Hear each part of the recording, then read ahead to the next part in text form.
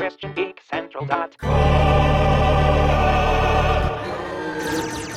I'm Peter Franson from christiangeekcentral.com and Spirit Blade Productions. It's time for a review roundup from our friends at LOREHAVEN.com, highlighting novels from the world of Christian geek fiction publishing.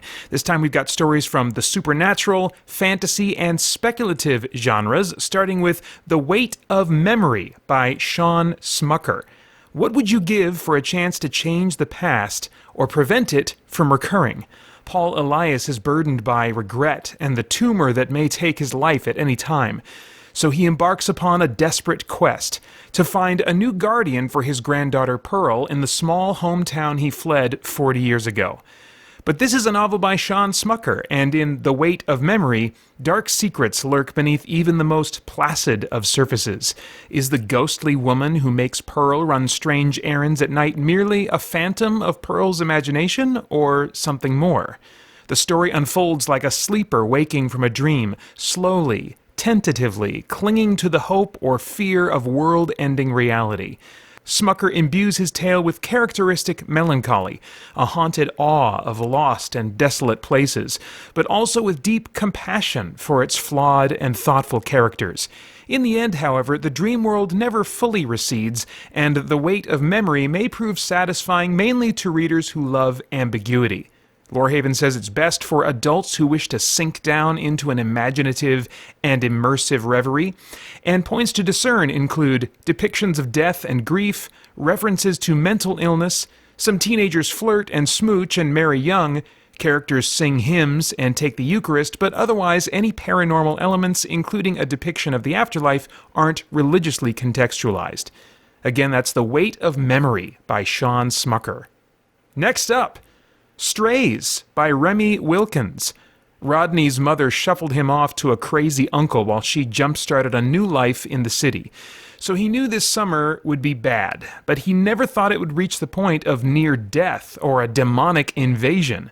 Remy Wilkins' Strays joins spiritual warfare with a coming-of-age tale set in small-town America.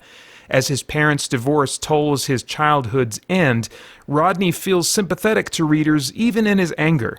Meanwhile, a demon in the process of reform charts a compelling journey while raising theological questions, and weapons used to battle demons are outlandish and likewise liable to debate.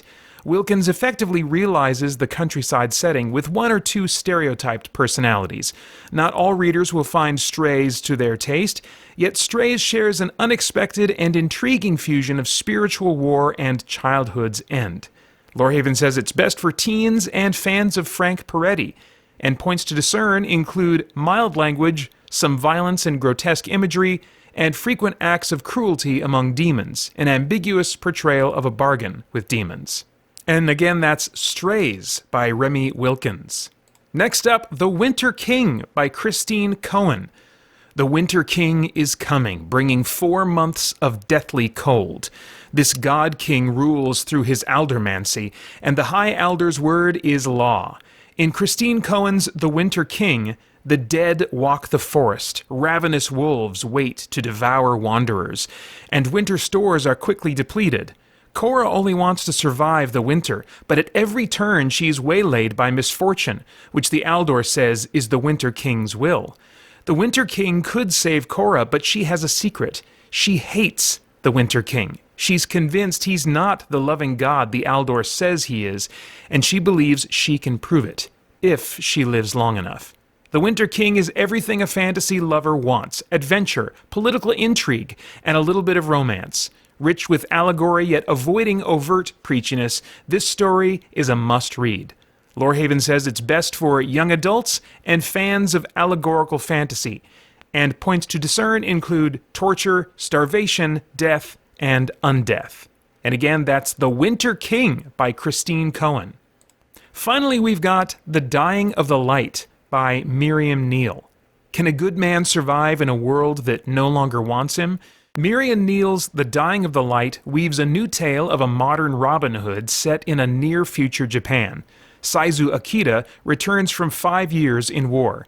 He discovers his domain is now all but ceded to a rival nobleman. When he attempts to reclaim his land, the capricious Prince Regent declares him an outlaw. This forces Saizu and comrade-in-arms Shi to go on the run. As they evade capture, they gather a misfit band of allies and catalyze change in a Japan that no longer feels like home. Amid a sprawling and realistic cast, Neal keeps myriad story threads taut in this first epic installment of the Brotherhood of the Moon series, bringing the story to a satisfying close, yet leaving readers anticipating a sequel. Lorehaven says it's best for older teens and adults who enjoy found families, veterans, and punk-style epics. Points to discern include main characters with PTSD, violence including gunfights, killings, serious injuries, flashbacks to warfare, and a small child's death. A villain sexually abuses his servants without graphic detail, and recalls his own childhood abuse. Mild swearing, and references to faith doubts, God and gods, and illicit drug use leading to withdrawals. And again, that's The Dying of the Light by Mirriam Neal.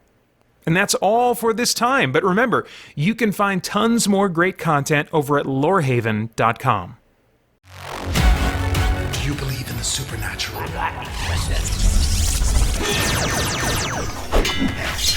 Download the Legacy Edition of Spirit Blade, a full past audio drama, for free at spiritblade.com.